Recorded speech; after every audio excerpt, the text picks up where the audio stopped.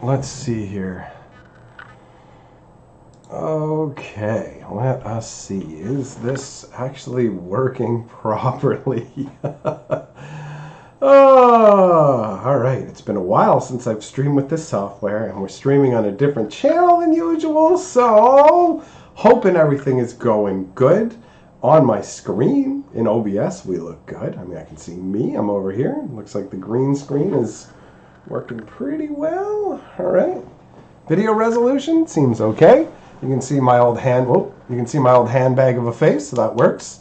We got for everything. Got cards over here. All right. So let me see here. Where's the interwebs chatting? Okay. Put that there. Hold on.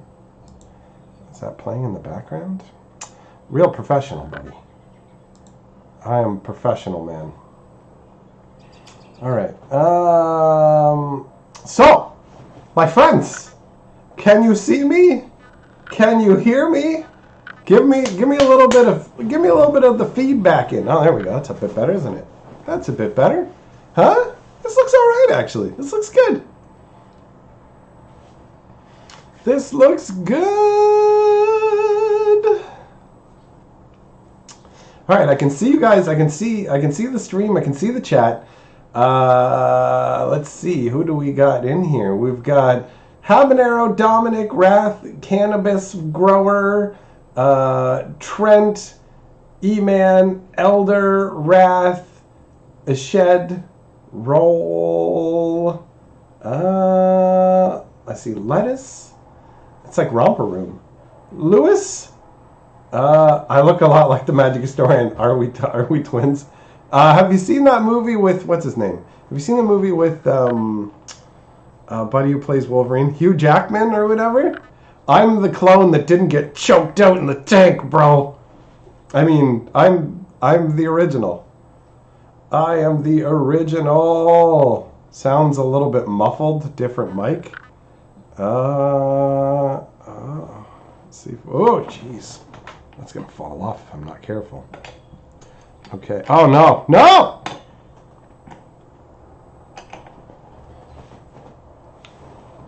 Shit, what are you doing to me?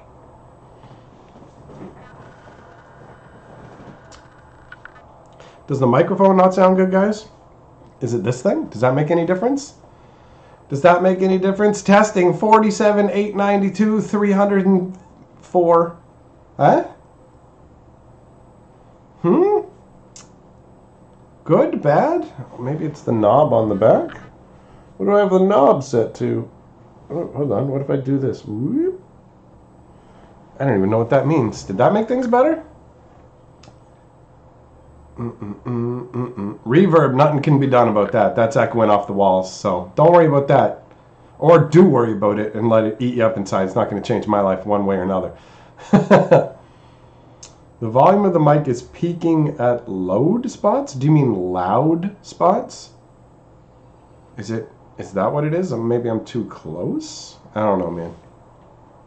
I don't know. I'll have a better setup at some point. This thing is just kind of clamped to the side of my desk.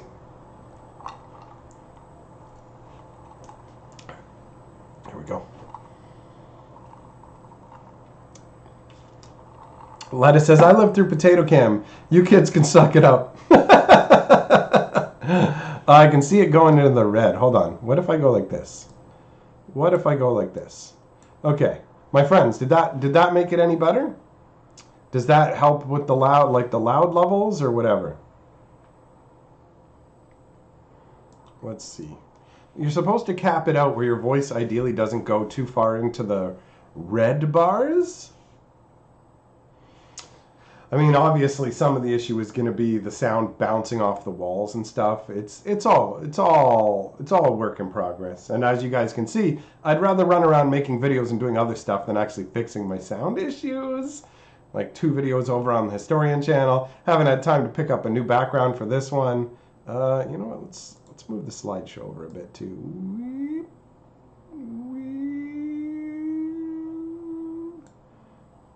Yeah, that looks good. That looks good. Okay, that's working. Okay, cool. Cool! All the testing. All the testing. The low end is real thick. Underwater. You like it thick and underwater, don't you, you goddamn dirty boy? You dirty boy!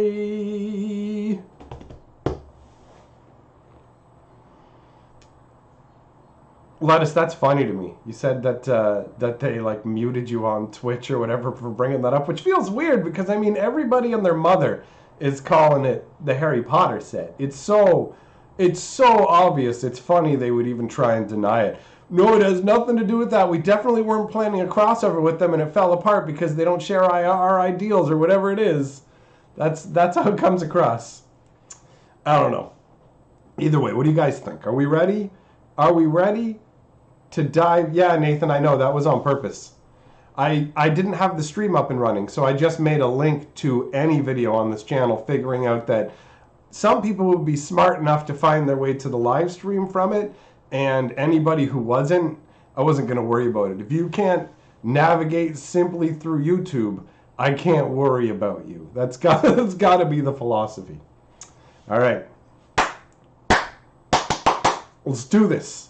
Let's do this. Let's take a look, my friends. So, we're going to, I guess, you know what? Originally, I saved all the cards into one big folder. They're all in a playlist, and I imagine that we're going to be dealing with these special bordered guys all first, all right? So, let's take a look. We're starting out with Cultivate. It's weird how the green mana symbol looks kind of faded out, doesn't it? So, 1 green and 2, obviously. You know, this is your sorcery that lets you search for up to 2 basic lands, reveal the cards, put 1 onto your battlefield tapped. Flavor text says, you'd be amazed how much a single plant has to teach you. I gotta be real, man. The artwork is definitely stylistic. Those fruits are pretty funky looking. You know, they look almost like crystals, and he's got the whole, like, world behind him with plant leaves around it. But I'm gonna be real. The farmer here, he looks like he's pointing at the fruit and going, what the fuck is that? I grew this shit? What the fuck That is genuinely how the artwork feels to me. Like, look at his pouty.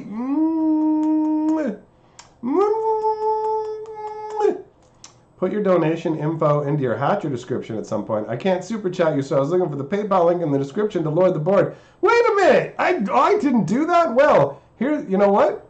I'll be right back. I'm going to fix that. Bloop. Bloop. Ah, you can still hear me, but you can't see me. Hold on. Mute.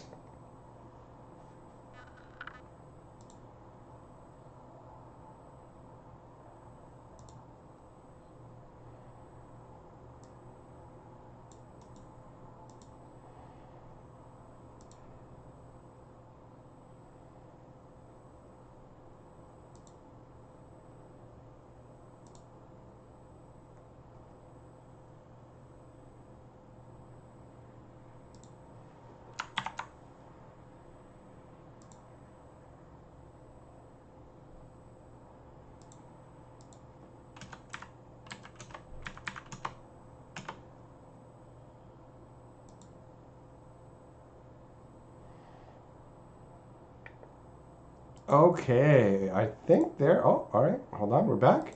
We're back. All right, I fixed it. I don't even know why I needed to go off screen for that. It's more just testing everything. Oh, did I not press the mute button? Well, it doesn't matter. I didn't actually need to mute or go to that screen. I didn't need to do any of it. All right, Andrew, you can give me money now. I got a cell phone that will tell me when I'm getting the money. Oh, what's going on here? Carly's texting me. Hold on. I'm so...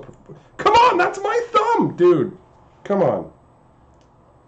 Oh, that doesn't look good off screen, does it? You dirty bitch. What the fuck? That's my thumb. Fuck you. Okay, what's going on here? Welcome to Android 11. Okay, whoop-de-doo. Whoop-de-doo. Whoop-de-doo. All right, there we go. Okay. I think we're up and running all good now.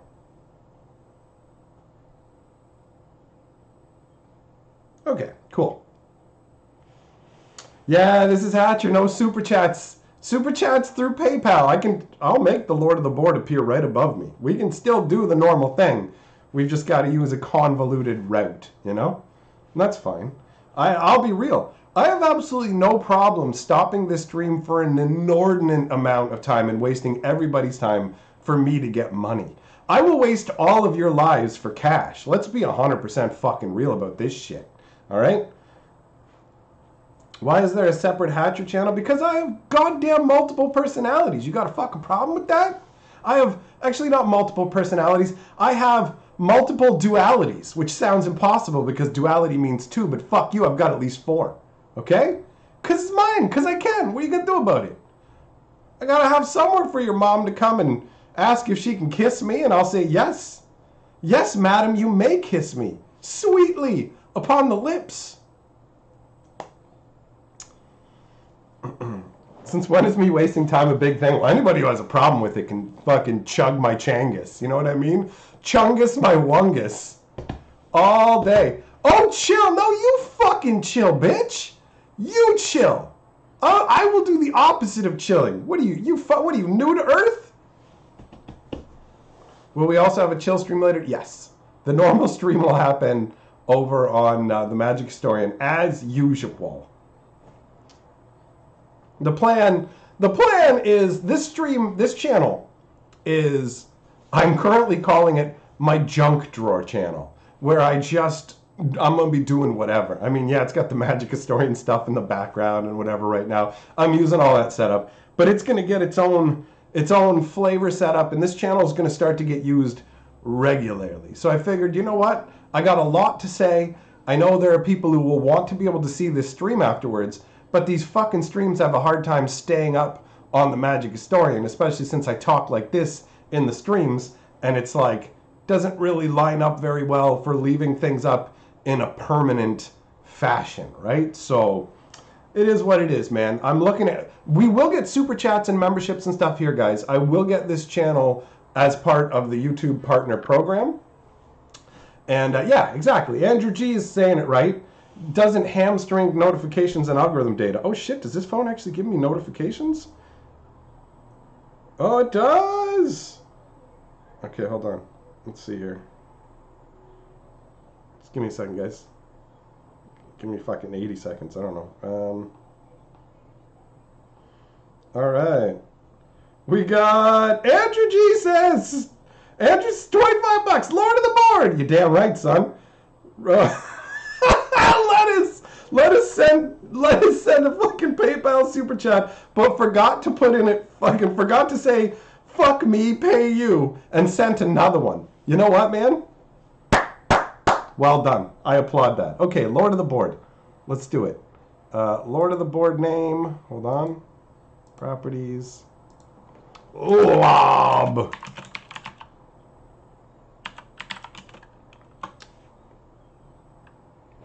This guy, of course, he's going to have a name a million miles long.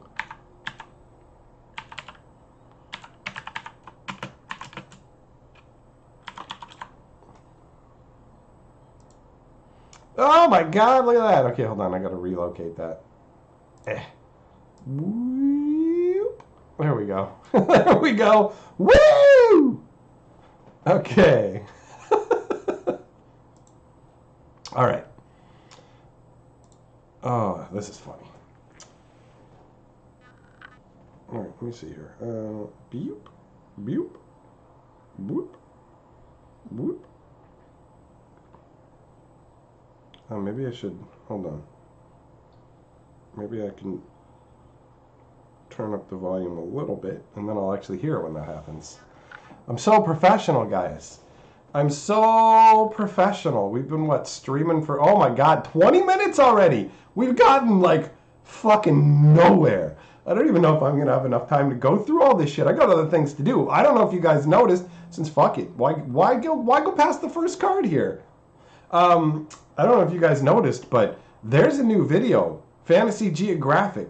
It premieres tomorrow, so I put it up to be a tease. But it comes out tomorrow. And, yeah, it's ready to go. So we'll be doing a premiere tomorrow. 20 minutes each card. Oh my god, we'd be here forever. It's all good. I mean, I'm going to do another one of these. Ideally, I want to do one of these each day for the Strixhaven spoilers. And we'll see how that works out. But that should help really boost the amount of, I mean, it'll give it a nice traffic boost and a nice watch time boost over here, while also serving to leave stuff up for people to watch afterwards. And at least when you're watching it afterwards, you can just fucking skip ahead. E-man, that's right. That's right, I sent an email, no, I didn't send an email. I put a Patreon notification that this new video was going to be available tomorrow, and somebody promptly canceled their Patreon. It's just like, damn it. That's the opposite of what I wanted to have happen. I'm trying to tell you videos are coming, and they're like, and I'm leaving your Patreon. I'm like, that's the right choice. I would too. Okay, so where were we, my friends? We were talking about this goofy looking fucking pursed lipped motherfucker going, what the fuck is this? I was trying to grow strawberries, bitch. All right, next card. Growth Spiral. All right, you know, you got some spirals in the artwork. So, it's a weird choice. Green and a blue, draw a card at instant speed, put a land card from your hand onto the battlefield. All right. Flavor text says, I've gleaned greater insight from the spiraling of a single fern than I have from all the books I've ever read. Well, you know what then? You must suck at reading books, because books are like quantified knowledge. I learned more from looking at a leaf than I have from reading every single book. Oh, la-di-da, hipster, fuck you, bro. Oh, the artwork actually is awesome. Buddy's standing out there with his arms outstretched like he's the Titanic king of the world, with the plants all squirreling around. I do like the idea of learning from plants as well, but that flavor text. That flavor text, though, it's pretentious. That is some pretentious shit. What's next? Weather the Storm. 1 green and 1 for a instant. You gain 3 life. It's got Storm. The hell? What is this originally from? Neither Blade nor Tempest can assail the serenity of a tranquil mind. All right, Fair enough. That's actually not a bad bit of flavor text. I do not recognize this card, though. Most of the time I know where cards come from. I don't recognize this one. Looks awesome, though. This, like, the fucking wave. It's either waves or wind that are floating all around this crazy, like, bubble of serenity. Just kind of meditating in front of a tree. That's pretty funky. Modern Horizons. Ah, okay. That explains why I'm not familiar with it. Modern Horizons. Oh, wait. What's going on? Oh, okay. Carly's out getting a new phone and a stepladder.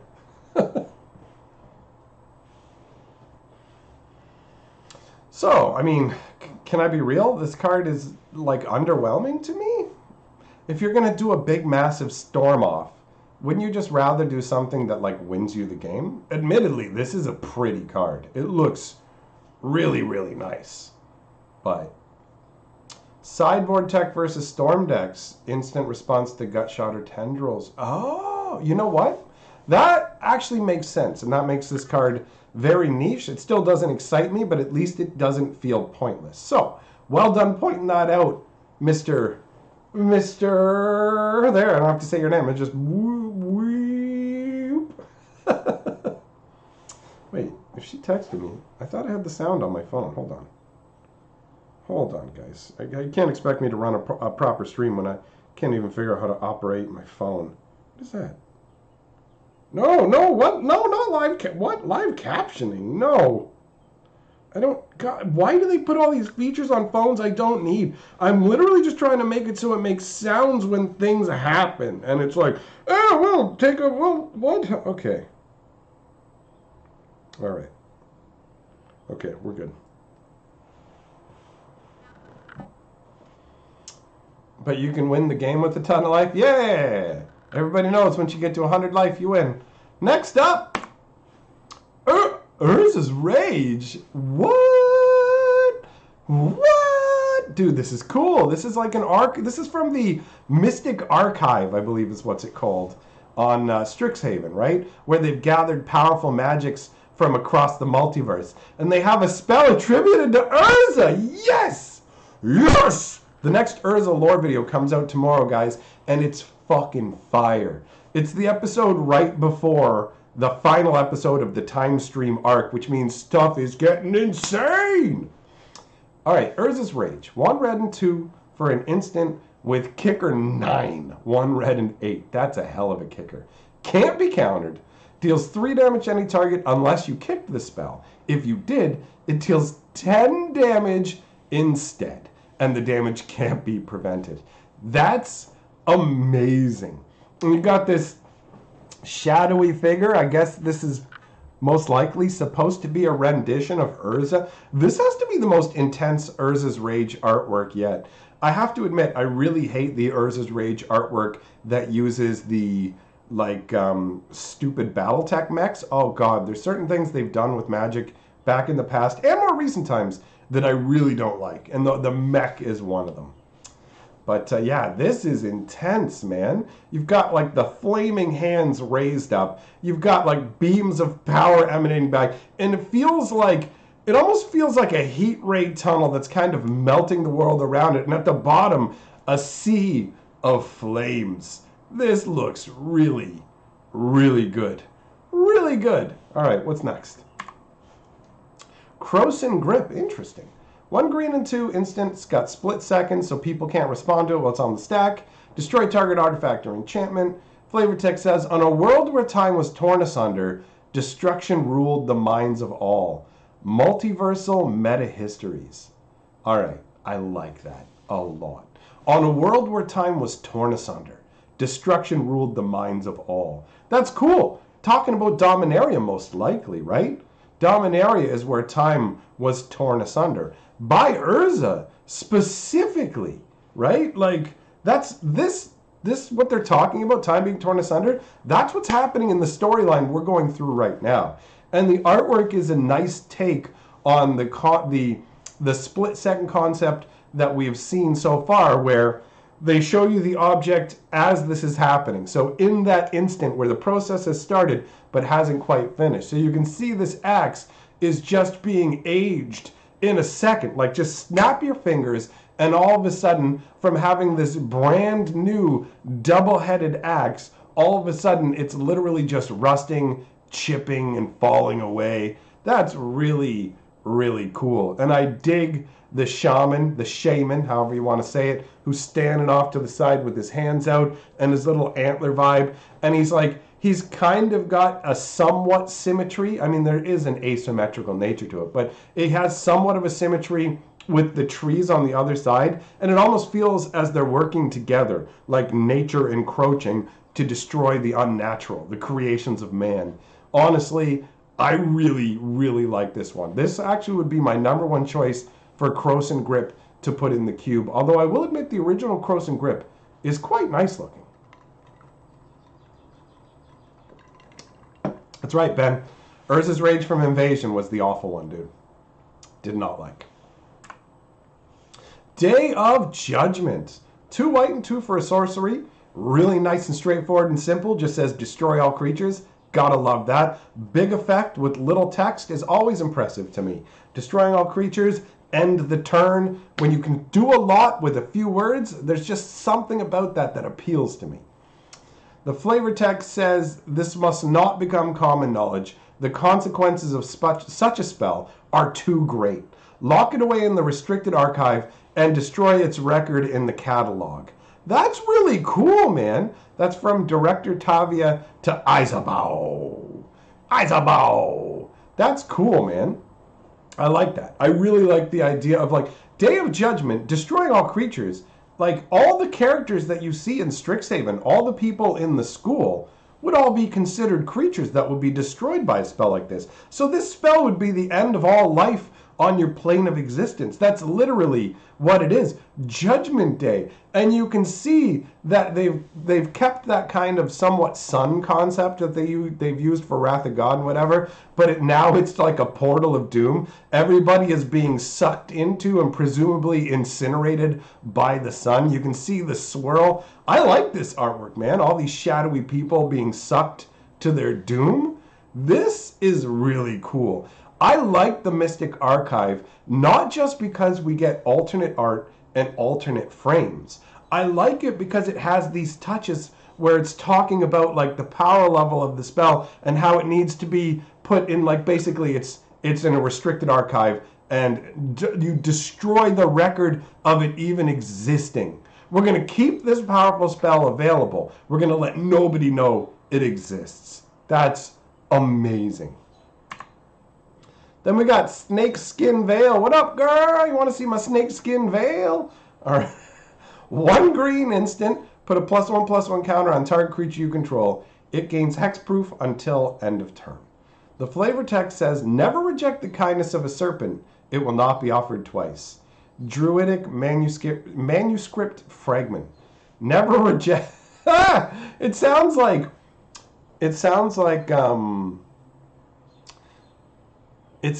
one of those dudes who, like, I'm a nice guy, why don't girls get with me? Never reject the kindness of a serpent. It won't be offered twice. No, you didn't want to touch me. You didn't want to touch it. Now you can't.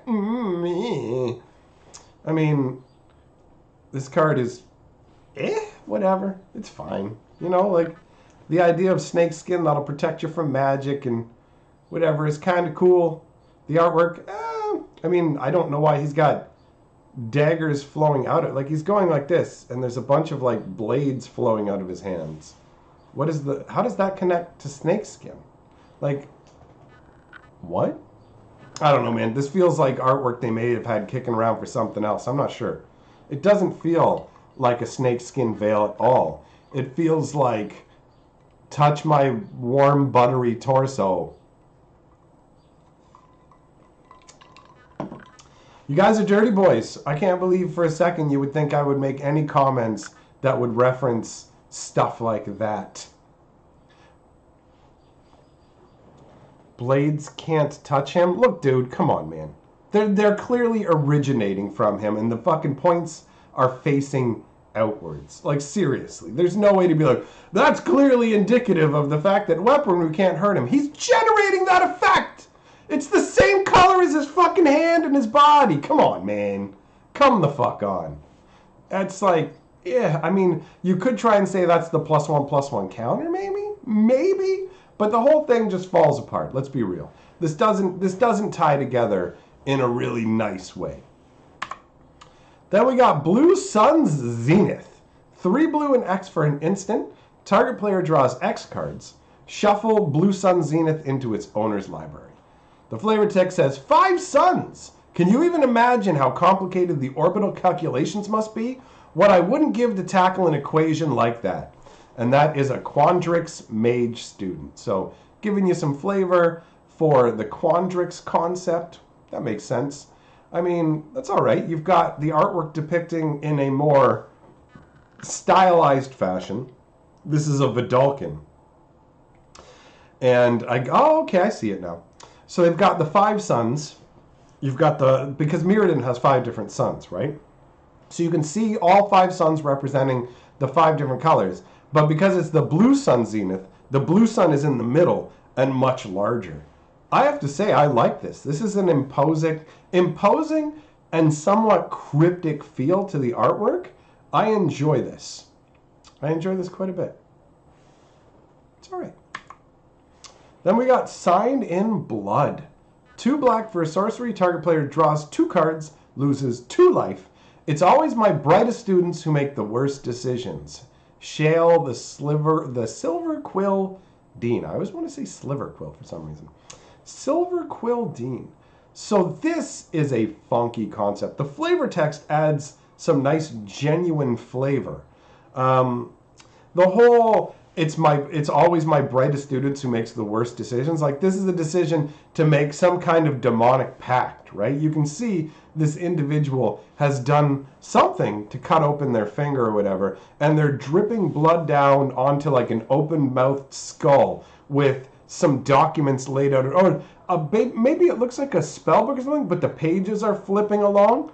So I guess like maybe new spells are being emblazoned into the spell book as he's making this sort of demonic pact. And the whole light, yeah, it's totally, you know, you got the chains and everything. It's got that kind of a vibe. I like it. I like the idea of there being like a pattern of really like mages that have high potential. These are students that have high potential, but they're not willing to wait and learn the right way. So instead, they're making demonic pacts to instead gain that accelerated power. But it comes at a heavy cost. I really, really dig this as a concept, honestly. This is fucking cool. Then we got Abundant Harvest. 1 green for a sorcery that says choose a land or non-land. Reveal cards from the top of your library until you reveal a card of the chosen kind. Put that card into your hand, and the rest on the bottom of your library in a random order. So there's an enchantment that does this. It's called Abundance. And every turn, you can choose to do that. During your draw, you can choose land or non-land, and that's what you get, which is an alright concept. I mean, as a one-off sorcery, it's okay. It's only 1 green. I mean, it's not too shabby. The artwork is funky. You know, you've got, looks like an elven washerwoman with her like washer basket, but then it's like she's like plucking these. It's weird because they almost feel like ornamental objects in the night sky, right? There's this kind of ethereal haze around them. What sort of fruits are these? I mean, it certainly does look like an abundant harvest when these gigantic radioactive blueberries are not only on the tree, but she's got a big fat bucket of them, right? So, I mean, ultimately, I'm not super excited by this card, but the artwork is cool. Then we got, oh, they did Counterspell. Man, I just saved all the images. I didn't really have time to look at the individual spells, so some of these were a surprise to me, and this is one of them. So Counterspell is from the very beginning of Magic, and it's very, very straightforward. 2 blue, counter target spell. And it's an instant.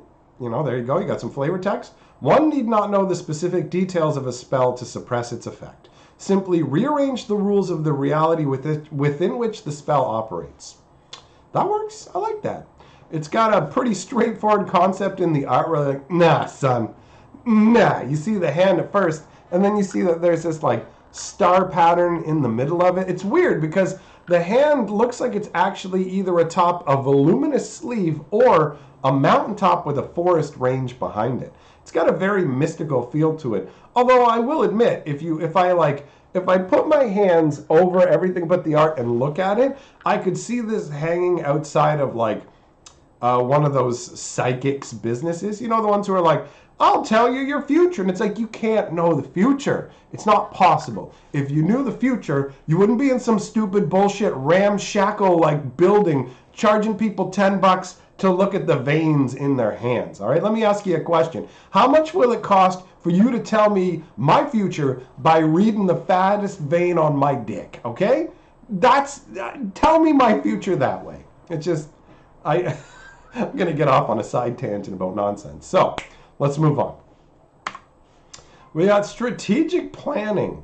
1 blue and 1 for a sorcery. Look at the top 3 cards of your library. Put 1 of them into your hand and the rest into your graveyard. I got to admit, I've been playing Magic long enough that they've made way better versions of this kind of a spell, so this is underwhelming. But I guess for some people, it's exciting because they probably banned every single card that's better than this, so you have to use this one. This is the best you can get. That's my guess. The flavor text says, I can offer only information, young one. What path you choose is up to you. And that's Jadzi, Oracle of Arcavios. So you got, this is a 4-handed, one-eyed, flying purple fortune teller. So yeah, she's got, it's 2 people. It's 2 people under a rug, bro. That's what this is. This is a grift. There are 2 people under a sheet. But no, I mean, actually looking at the artwork, you can see you got like my third eye is open, and then boom, you've got the 3 different cards, which I like that actually as the whole, like, it's like basically, here you go, you've got 3 different paths, you choose one, they're all represented by different cards. One looks like a trident, one looks like a lightning bolt, and one looks like an evil squid. Pretty intense. Pretty intense. Oh, yes, dude. When I saw this, I literally went, what? Out loud. This is awesome. 2 green for channel. It's a sorcery that until end of turn, anytime you could activate a mana ability, you may pay 1 life. If you do, add a colorless. Well, the wording has definitely changed over the years, but this is the original convert your life force into mana resource card. Flavor text says, as long as you're breathing, you always have something more to give. Right? Yep, that works. I just love this artwork so much. This, like, elven ruler, on the fact that the robes are green, the hair is green, like, it's got such a green and, like, life-filled vibe to it. And then in the background, you've got this black, like, void that feels absent of life.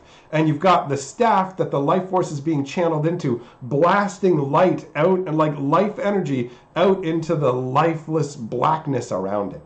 I like that a lot. That is very striking artwork, and it speaks to me. I dig this. I dig it, my friends. I dig it. All right, is everything going good here? Yep, good. Okay, cool. Guys, I totally messed up the second video I released today. The card was supposed to stay on the screen for the majority of the video. Instead, it shows up for like 5 seconds. But it's not a video that's worth making again. It's just like this minor sort of thing. Anyways, let's move on, my friends. Duress. I thought those were bunny ears at first. The artwork looks like somebody is implanting a toilet seat into an emo girl's head. Behold the magical toilet seat of power! May your power never flush away! So, Duress, 1 black, sorcery. Target opponent reveals their hand. You choose a non-creature, non-land card from it. That player discards that card. Magic brought peace to the vast lands, but was soon corrupted.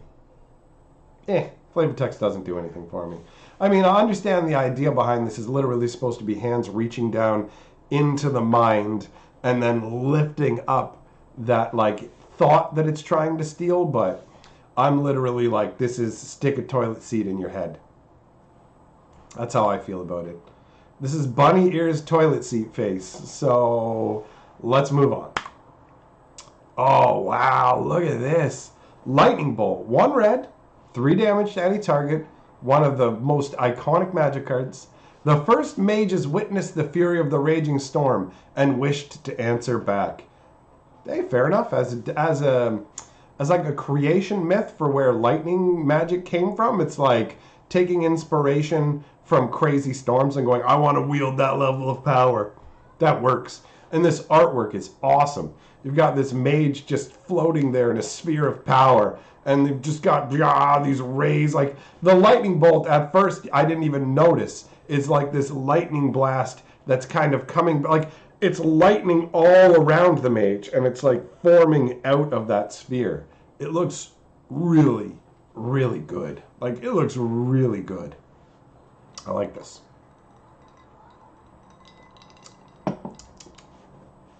Next up, Time Warp. Yeah, nice. 2 blue and 3. Sorcery. Target player takes an extra turn after this one. Flavor text says, Chronomancers have a rather different definition of living in the moment. And that's from the Millennium Tome. I like that. I do enjoy, like, I could totally picture a Time Mage saying something like that, right? Chronomancers have a rather different definition of living in the moment because you can relive moments, you can stretch them out. And the artwork for this is awesome, man. You've got this mage and she's got her hands like this around, I guess, the moment that is being, like, duplicated. I'm not 100% sure, but then you've got this, like, spiral going out around her as well. I really like this. It's a very interesting and kind of vast feeling piece. I dig it. I dig this. Then we've got, this is the Japanese art duress, where it looks like she's sending out, she's like, oh, Aquaman! Aquaman, save me! Either that or she's thinking about her, like, whirlpool driver. Or not driver. Dryer? There you go. Boom! Looks good, though. This is the Japanese lightning bolt, and it is fucking amazing. Look at that. Look at that. Is it going to be legal and standard? Fuck no. Fuck no, the Mystic Archives aren't legal and standard. Oh my god. Oh my god. Oh my god, look at this. This is so good. This is so good. Look at this Time Warp. Oh man. That's so good. That's crazy. That's insane. Look at her. She's, oh man. That's amazing. That looks so good. There's so much going on, right? You've got her standing there with her hands actually in a similar pattern that the previous mage had. And then you've got alternate swirls of light energy, and then another ring of, like, blue energy that has black edges, and then all around that there are all these cards that kind of look like seals that are spinning around as well. That's amazing. This card looks awesome. This is so good. So good. That's so good. That's insane. All right. Now we're moving into the non-archive cards, all right? So we've got Archmage Emeritus. 2 blue and 2 for a 2/2 human wizard. Whenever you cast or copy an instant or sorcery spell, draw a card. All right, I mean, we've seen cards that are similar to this. Not with the copying part, which makes this a little bit better in all honesty. Some Emeritus professors return from their wanderings periodically to share tales of the mystical wonders of Arcavios. Oh, okay. I see. These professors go wandering around the plane to get, like, a feel for other things to come back to tell their students. Maybe he's going to go and find some wizards who wear shirts. Bro, you're going to get cold. He looks pretty intense, actually, you know? He's pretty fair, like, he's fairly well muscled. He's got these blue runes going all across him and on the side of his face. He's got all these scrolls and pouches. He's got a great wizard's feel to him. He's got a staff where it looks like that gem at the top is like floating at the head of the staff. I dig that. And then you can see the school behind him that looks nice. It's not too bad. It's not like the most exciting card, but overall, not too bad. Then we've got like a bunch of double-sided cards. Hopefully it's going to show them in the proper order. So this is Uvilda, Dean of Perfection. 1 blue and 2 for a 2/2 Djinn Wizard. Tap it. You may exile an instant or sorcery card from your hand and put 3 home counters on it. It gains at the beginning of your upkeep. If this card is exiled, remove a home counter from it, and when the last home counter is removed from this card, if it's exiled, you may cast it. It costs 4 less to cast this way. Oh, weird. So it's like a watered down Suspend, kind of, right? Because Suspend will just play the spell for free. So this is a weaker variation, but it does let you do it for any instant or sorcery. I don't know. I mean, the artwork is great except for one thing. Uvilda's head just looks ridiculous to me. It looks like they took like a lady who's going to a ball, and then they found a goblin, cut his head off, painted it, like spray painted it blue, and just stuck it on top of the body. Is this, I don't like that. I do not like that head. She looks terrible. She looks terrible in the face. But everything else actually I really like.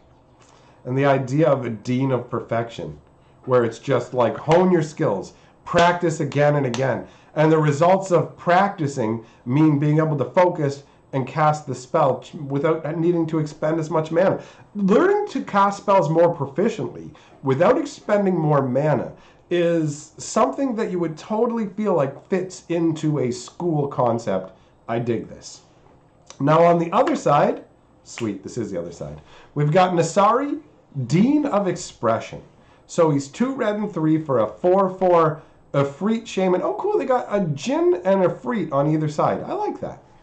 At the beginning of your upkeep, exile the top card of each opponent's library. Until the end of turn, you may cast spells from among those exiled cards, and you may spend mana as though it were mana of any color to cast those spells. Whenever you cast a spell from exile, put a +1/+1 counter on him. Okay, I gotta say, I really like the red side of this fellow right here. Not as much a fan of the blue side in terms of gameplay. Flavor perspective, yeah.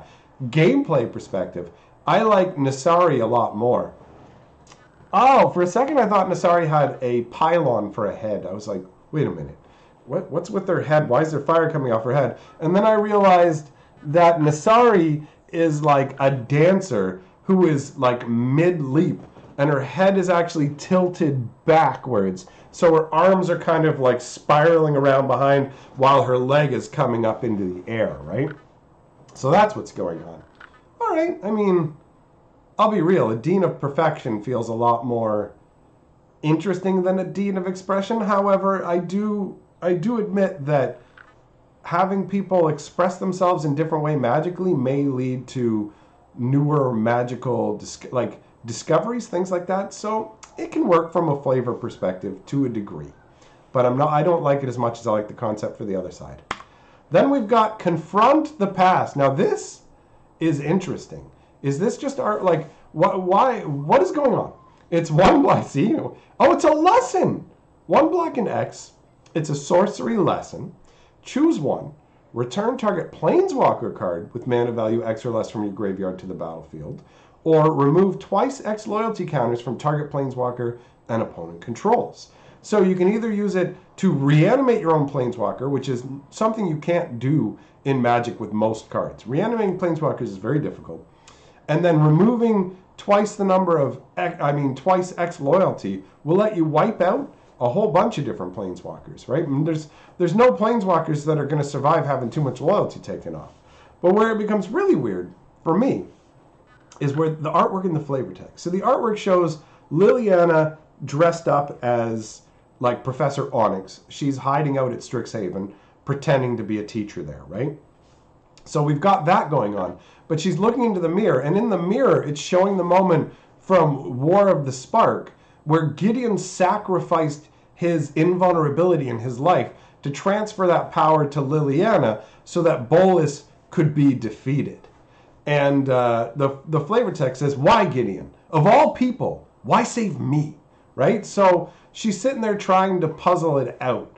And it's interesting. It makes me wonder, like, are they, like, is this supposed, returning a planeswalker from the graveyard, are they actually hinting that they are going to, you know, maybe we're going to be bringing Gideon back? Is that what's going on? I mean, I'll admit, with the original War of the Spark storyline, though, like, Liliana turning on Bolas wasn't done in a way that I found enjoyable. If they had just tweaked it from Liliana's like, I'm a good guy now, into Liliana just going, you know what? I was in a contract with 4 demons, and I thought I was done with that, but I found out you had hidden clause written into it, and you've just been controlling me. You know what? I'm either going to free myself from your control, or I'm going to die in the attempt. There will be no in-between. Right? Like that kind of scenario where Liliana, just for her own, like, no, I want to be free, just decided to defy Bolas. That would have made the story that much better. But the whole, like, way they played it off where it's like, I'm a good person now. And it's like, you're really not. You're still selfish and whatever. Anyways, I'm not going to get bogged down in that. I'm curious about whether Gideon's going to be coming back. Then we got Dragon's Guard Elite. 1 green and 1 for a 2/2 human druid. It's got Magecraft. Whenever you cast or copy an instant or sorcery spell, put a +1/+1 counter on it. And 2 green and 4, double the number of +1/+1 counters on it. And it says, the Founder Dragons brought the Blood Age to an end. It is an honor to serve them. So I guess that gives us a little snippet as to what the Elder Dragons were up to in terms of ending what was known as the Blood Age. And all right. So, I mean, every time you cast a spell, you put a counter on it, and you can double the number of counters on it. I'm not sure exactly how the flavor of it works, but it's a pretty cool card. I mean, I like big, green, beefy boys, so that works for me. And the artwork looks pretty cool. I like that. Standing there with that pose while all these leaves are flying around in crazy swirls and stuff. I don't 100% get how the mechanics and the flavor tie together. It's not evident to me, but I definitely dig the card. Eager First Year. Oh, I like me an Eager First Year. 1 white and 1 for a 2/2. Whenever you cast or copy an instant or sorcery spell, it gets +1/+0 till end of turn.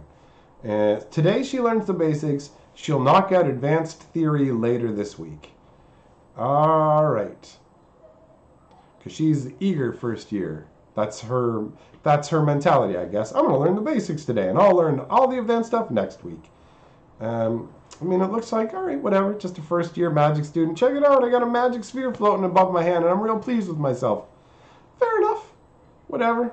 I mean, it's everybody knows this is just a jank-level draft commons. Who gives a shit, right? Then we got Expanded Anatomy. Oh, behave. Behave. What's up, girl? You want to play Magic the Gathering? I'm going to give you a lesson. It's called Expanded Anatomy. First mine will expand, then yours will.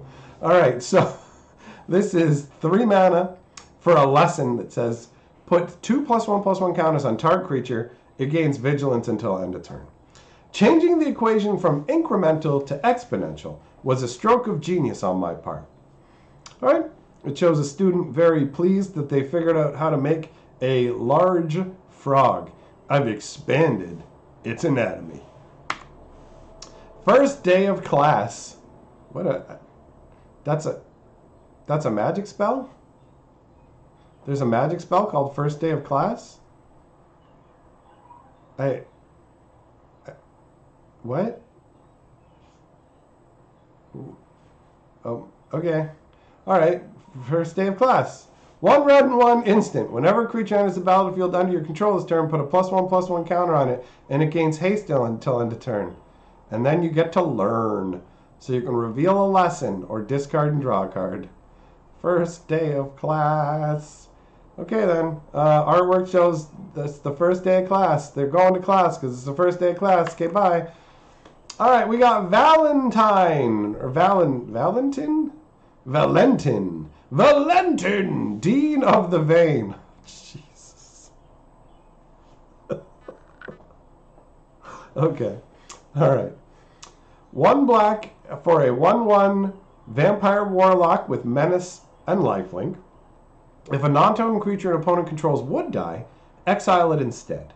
When you do, you may pay 2. If you do, create a 1/1 black and green pest creature token with, when this creature dies, you gain a life. So it makes your opponent exile their creatures when they're going to go to the graveyard, and you get to turn them into pests. So you have like insects eat them from the inside out. He's Dean of the Vein, but everything he's floating around is bones? Oh, that makes sense. I mean, when I think of Dean of the Vein, I would think of like blood magic. You know? So, a bunch of bloodless bones for Dean of the Vein. You know, he's got like spines and stuff floating around. Because when I think bones, I think veins. They're the same thing, right? They're the same thing.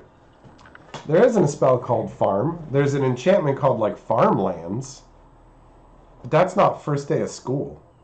All right, actually, what the fuck? Let me get this straight. You're trying to defend the spell name first day of school. Why am I even engaging in discussion about that? It's a waste of my fucking life to even consider that dumb nonsense. Next. Lizette, Dean of the Root. They're going to laugh at that in Australia. Yeah, it's Australia, right? Where rootin' is something different. It means fucking. They made a card called Farm Market. All right, fair enough. That one, if that exists, whatever. I don't give a shit. Expect me to know every goddamn card. What do I look like, the Magic Historian? This channel's called Hatcher. Fuck you. Fuck you. 2 green and 2 for a 4/4 legendary human druid. Whenever you gain life, you may pay 1. If you do, put a +1/+1 counter on each creature you control, and those creatures gain trample until end of turn. Alright, I dig this. 4 mana for a 4/4 that's going to hook you up every time you gain life? Yeah. I can get with it. Life is as fleeting as it is vibrant. Embrace the brief blessing of a flower before it withers. That's actually some decent life advice. It's too bad that she looks ridiculous. I don't know what it is.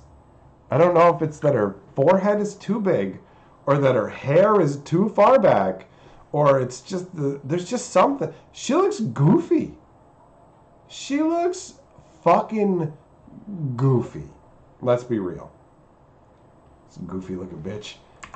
Then we got Cayenne Pepper, Dean of Substance. Oh, Dean of Substance Abuse. Hey kids, you want to get high? 1 green and 2 for a 2/2 legendary elf druid. Tap it to exile a top card of your library. If it's a land card, put it into your hand. Otherwise, put a study counter on it. Pay 5 mana. Create a 0/0 green and blue fractal creature token.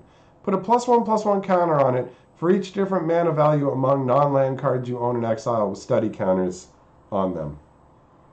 Weird. That is definitely an odd combination. Alright. Let's see what the other side does. We got Imbraham, Dean of Theory. He's a bird wizard.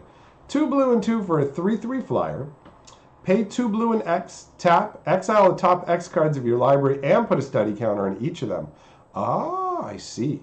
That makes the other side's ability a lot better.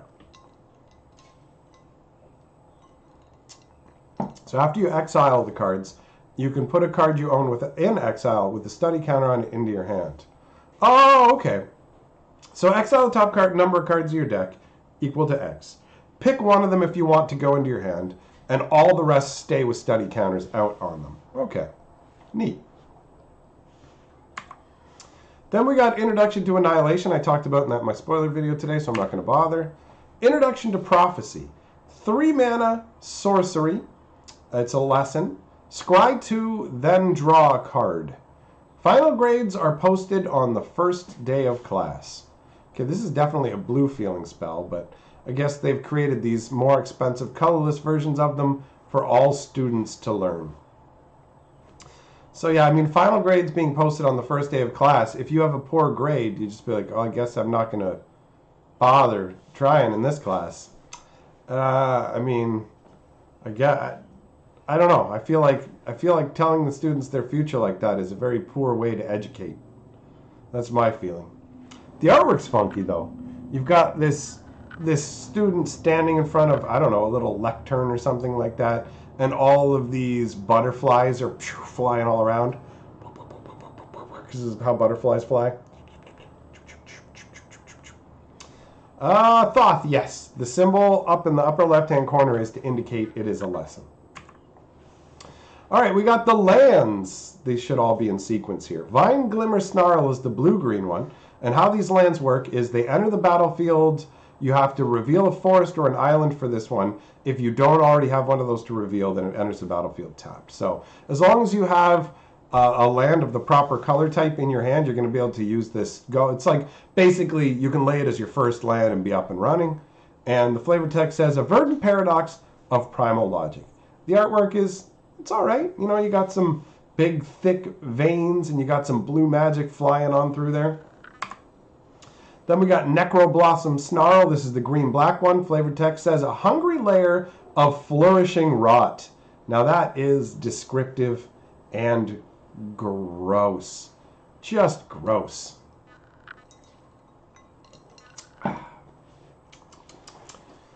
Ben, I think you misunderstood the flavor text from that. It's saying that the teachers post everybody's grades, like right away. That's what it's saying. Here, I'll even back up. Final grades are posted on the first day of class. So they literally just go, yeah, we're teachers. We're really skilled in prophecy. We already know what your grades are going to be for the end of the class. It's prophecy. If you do well, you'll see your future grade. It's literally the teachers telling them, yo, you got an F, dummy. Oh, you got an A on the first day, because it's prophecy. All right, then we got Shine Shadow's Snarl. This is a flickering beacon of righteous corruption. That's trippy. So you've got like a beam of light, but then you've got these black swirls of corrupted energy flowing around it. That's intense. Oh, I just noticed that the lands have their different respective schools posted on the back. Thought that's what I said. I said it would be very demotivational, you know? If you already know your grade and you know you're going to fail, like, why try? So, whatever, man. These fake teachers that don't exist are doing a bad job. We got Fury Calm Snarl. You got a big old cloud that's being hugged by a dragon's tail. So, the flavor text says, a seething locus of reverent rage. Ooh, reverent rage. That is a descriptive term. I like that. That's good.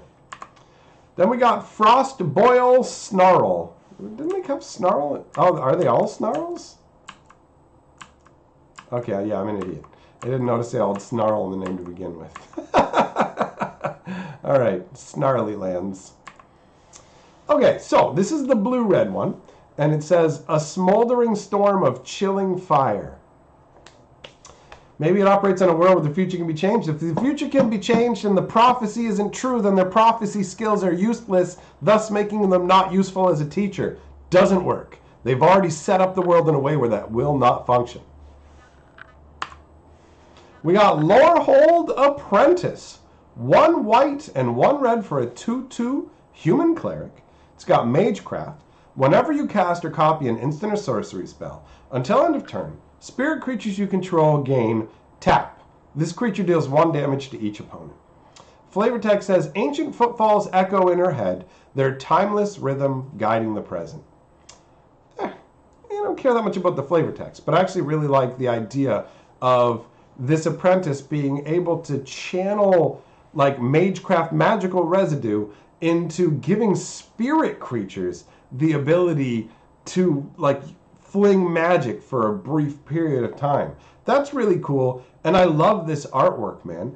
The bookshelves on either side and the narrowing in and like the just the darkness of it, you know what I mean? Like it's got this like nighttime kind of vibe behind her even though she's inside, and it just makes it feel way more cozy this little show that's going on in front of her on the scroll. Although I will admit, like, I'm not sure exactly what's supposed to be going on. Is this concept that these are all little spirit warriors that have come up out of this scroll? And actually, yeah, it does look like the little projectiles are being fired. So this is her starting to use her abilities in this fashion. That's kind of fun. It's got an interesting concept. I like it. I like that. Okay, so what do we got next? Pest summoning. So it is hybrid. Okay, we're gonna have hybrid costs here. 2 black, green, and a colorless, or not a colorless, and 1 for a lesson that says create 2 1/1 black and green pest creatures, and whenever this creature dies, you gain 1 life. Okay, so it makes 2 1/1s, and you gain a life whenever it goes. We already saw a card that makes a 1/1, so this isn't all like an extended theme where pests in this set are going to give you life when they go. That's pretty cool, man. That's funky. And you got these goofy looking little pests in their arm. Look, it's like, I'm gonna gnaw on you. Flavor text says, step 1, put the pests in mud. Step 2, wait. And that's Gome's Guide to Pest Breeding. All right, fair enough. Feels pretty straightforward. Pop quiz. So this is 1 blue and 2 for an instant. Draw a card and learn. Oh, I mean, that's all right. You draw the card first, and then you decide if you're going to grab a card from outside the game, or if you're going to pitch a card and draw a card, but you already got 1 card, so you can say, all right. Flavor text says, today is hydromancy? I thought it was amplomancy. I studied for amplomancy. All right. Okay. Yeah, I mean, it sounds like something a student would say. And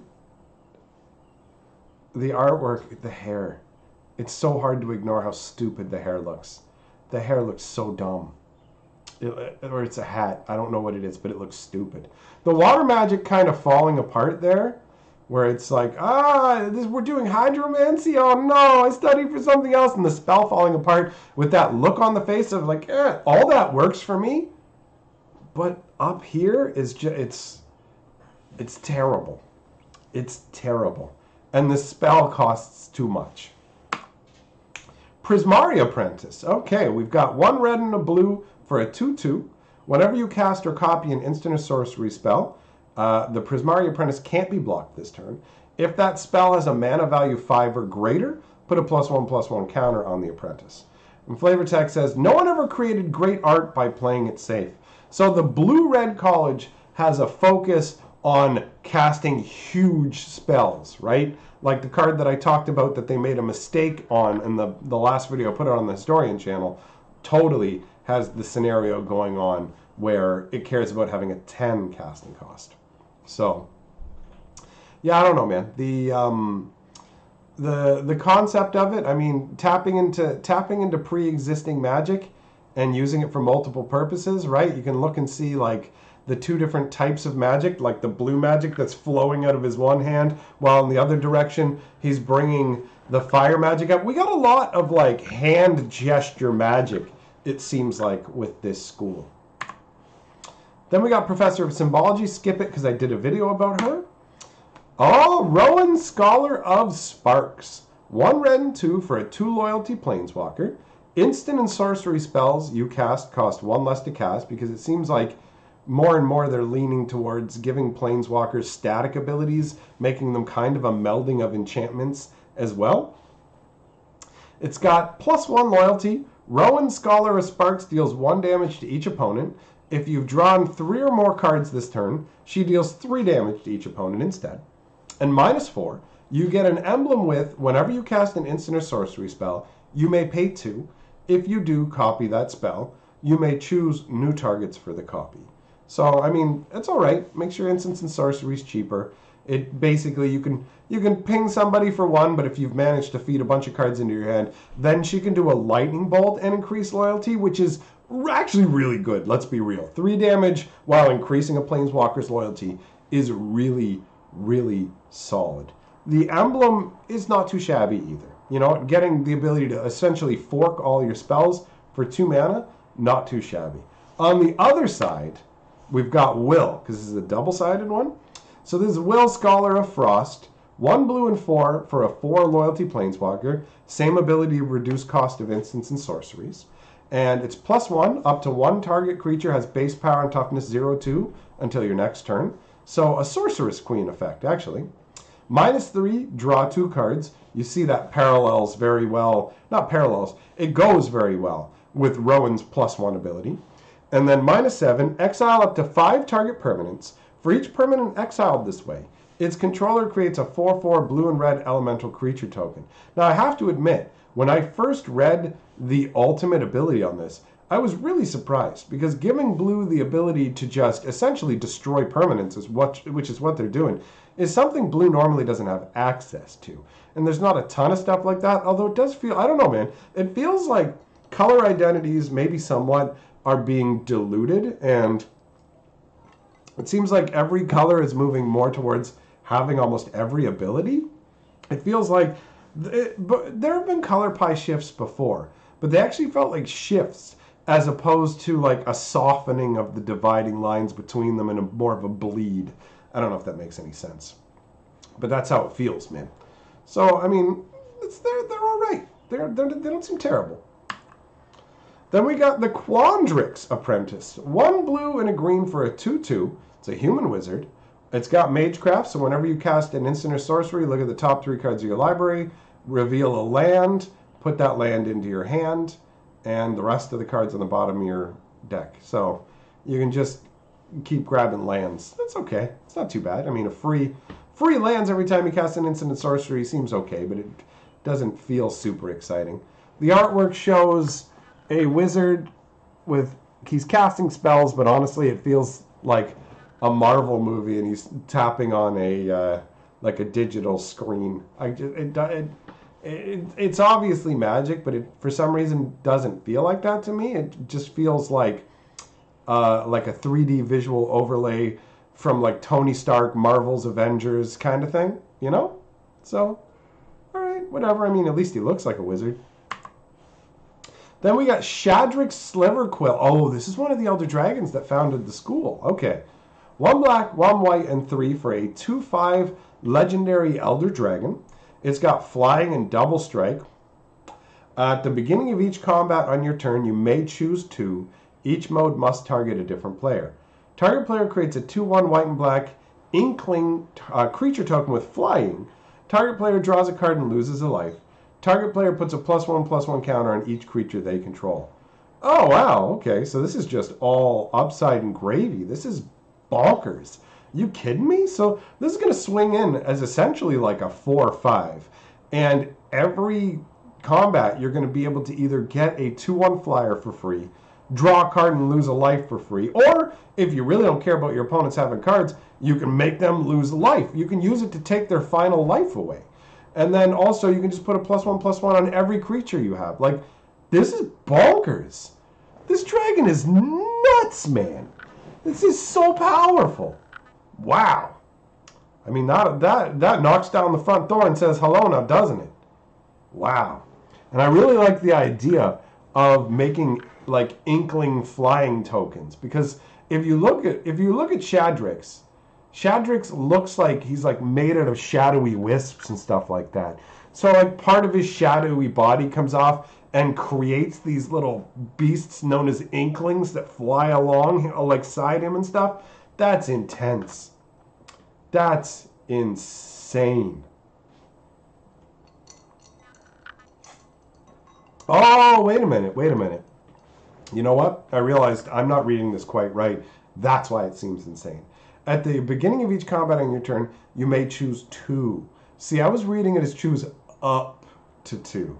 Never mind. It's still going to be bonkers, but you have to give your opponent one of the bonus effects. Now, if they don't have any creatures, then it's a pure upside for you, right? Because you can just go, put +1/+1 on all your guys.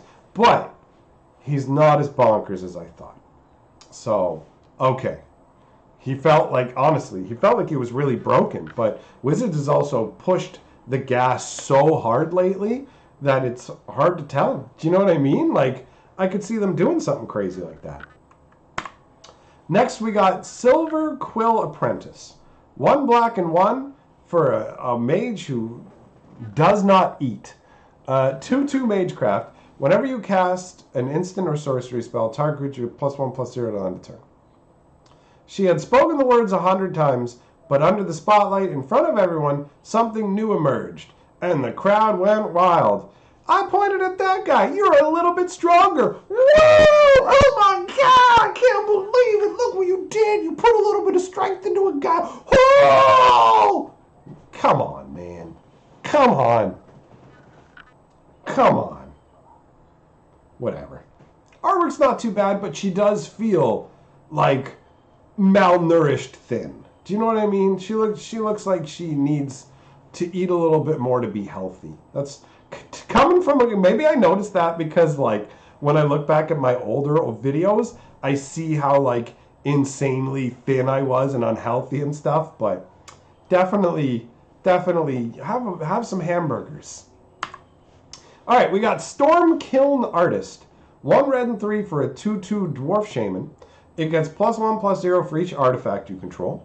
And it's got Magecraft. Whenever you cast or copy an instant or sorcery spell, create a treasure token. Okay, good. It has a way of making its own artifacts. Oh, Barks has arrived. Thanks, Carly. A captured elemental makes for a potent, albeit unstable, power source. That's cool. I do like the idea that you capture like a lightning or storm elemental, trap it in a kiln, and use it to forge things. That's awesome. That is awesome. But I mean, at 4 mana, this guy's probably only ever going to be draft chaff, right? But very cool concept. The artwork looks awesome with the dwarf standing there with that look of triumph on his face. He's got the he's basically, instead of holding the object, it's being drawn along by magic out of the kiln, I presume. Very cool. Torrent Sculptor. 2 blue and 2 for a 2/2 Merfolk Wizard. It's got Ward 2. Okay, what's Ward? Whenever this creature becomes the target of a spell or ability an opponent controls, counter it unless that player pays 2. Oh, okay. So now they're keywording. That seems like a thing that totally should have been keyworded. So that works great. And warding, yep, sure. You got to pay more to break through the wardings. So, Torrent Sculptor says, when it enters the battlefield, exile an instant or sorcery card from your graveyard. Put a number of +1/+1 counters on it equal to half that card's mana value rounded up. That could be gross. That could be pretty gross. The artwork's all right, you know, like, it's funny because the way that the artwork looks, it really feels to me like all the water that's flowing around, that water is going to flow around different creatures and protect them, and that's going to provide the warding that's going to make it harder for them to be targeted. Well, I mean, just in this one's case, because it doesn't apply to all your creatures. But yeah, all the water flowing around it is going to protect it from magic to a degree, make it more costly. You have to focus more, spend more mana to be able to target it. But it really does kind of feel, if you ignore the water swirling right in front, like a set of wings. Like, from a distance, this artwork looks like a winged demon to me. I like it. Now, this is a double-sided card, so let's take a look at the other side. On the other side, it's a sorcery. Okay. Flamethrower Sonata. 1 red and 1. Discard a card, then draw a card. Oh, okay, so you can get a big, expensive spell in your graveyard for the other side. When you discard an instant or sorcery card this way, Flamethrower Sonata deals damage equal to that card's mana value to target creature or planeswalker you don't control. It says he channels his heart's passion into every fiery note. I'm going to be real, this doesn't feel like it has any musical aspect to it whatsoever, right? Like, I don't see what's up with that. It just looks like somebody throwing fire magic. So, it's all right. I mean, it's not too shabby considering you can pitch a card to it. You get to destroy one of their creatures or planeswalkers ideally, and then you're also set up with a decent-sized spell in your graveyard for the other side. I do like the way they play together. Then we got Waterfall Aerialist, 1 blue and 3 for a 3/1 flyer. It's got Ward 2, and again, this is concept coming in with the water flow. Form and function in perfect unity. I like this artwork a lot, actually. For some reason, the head on this one, this Jin head looks better than the previous one that we saw. I don't know exactly what it is. Maybe it's the different angle or whatever, but I like this one better. I like this concept. Then we got Shale, Dean of Radiance. Another bird. 1 white and 1. This one's a bird cleric. 1/1 flying vigilance. Tap it. Put a +1/+1 counter on each creature that entered the battlefield under your control this turn. And it says, you are so much stronger than you know as the flavor text. So, I mean, this is just a Dean who's obviously going to be very good when it comes to dealing with, like, brand new students, right? All right. Then we got Embros, Dean of Shadow. 2 black and 2 for a 4/4 human warlock. Tap it to put a +1/+1 counter on another target creature. Then he deals 2 damage to that creature. Whenever a creature you control with a +1/+1 counter on it dies, draw a card. So you can use him to destroy any creatures you have that are like 1/1s or whatever, and end up drawing cards from them. Or you can use this to beef up bigger creatures. This is actually a cool concept for a teacher who is like one to be wary of, one who has very unpleasant ways of teaching and students die under his tutelage. They either die or come out considerably stronger. So it feels a very like black aligned kind of ability where it's like, okay, sacrifice for power, there's danger involved with it. He doesn't take it easy on the students. You want to be more powerful? I'll make you more powerful. But then there's a deep, dark undercurrent to it where he's learning from the deaths of these students and whatever. So that is pretty intense for a concept. I like that. And the artwork's pretty solid. You know, you got him standing there looking fairly roguish. There's all kinds of black shadow magic flowing around. I dig the vibe. Then we got Plarg, Dean of Chaos. What a ridiculous name. He's an orc. Okay. So we've got an orc shaman named Plarg, and he's the Dean of Chaos. It's probably not the best role to have. Tap, discard a card, draw a card. All right. 1 red and 4, tap them. Reveal cards from the top of your library until you reveal a non-legendary, non-land card that costs 3 or less. You may cast that card without paying its mana cost. Put all revealed cards not cast this way on the bottom of your library in a random order. I mean, that's fun. That's all right. I like that. I like the randomness of it. And I like the fact that he filters cards. Seems fairly solid. I mean, you see him there. He's got all these flaming scrolls flying around. They call him the Dean of Chaos because he's the wild card. He just does crazy stuff. We got Augusta, Dean of Order. Oh, cool. 1 of Chaos, 1 of Order on opposite sides. I dig it. And, I mean, obviously, white is the perfect fit for that, and red's the perfect fit for Chaos. So, well done on that. 1 white and 2 for a 1/3 legendary human cleric. Other tapped creatures you control get +1/+0. Other untapped creatures you control get +0/+1. Whenever you attack, untap each creature you control, then tap any number of creatures you control. Oh, cool. So you can decide who's getting what bonus. Also, if you have creatures with tap abilities, you're going to be able to swing with them and tap. So that's pretty nice overall. I like that. And the artwork on this is pleasant as well. You've got her standing there looking resplendent in her robes. The spellbook is open. She's drawing magic out of it into her fingertips. And the setting behind her with those gigantic sculptures, very nice. I find that pleasant. Oh, all right. We've come full circle, my friends. That is all of the spoilers. All right. So I hope you have enjoyed this spoileration. I'm going to be heading out because we're going to be doing some live streaming over on the Magic Historian in a few hours. So I'm just going to let this get finished off. And yeah, this will be left up afterwards. So if you missed out on any part of it and you want to come back and watch it, it will be available here on this Hatcher channel, right? So just make sure if you want to watch it, you know to come back here. All right? And I guess if you haven't subscribed, you can do that too. That's right, Andrew, Lord of the Board, buddy. All right, my friends. I will see you all probably over on the other channel later. Goodbye for now.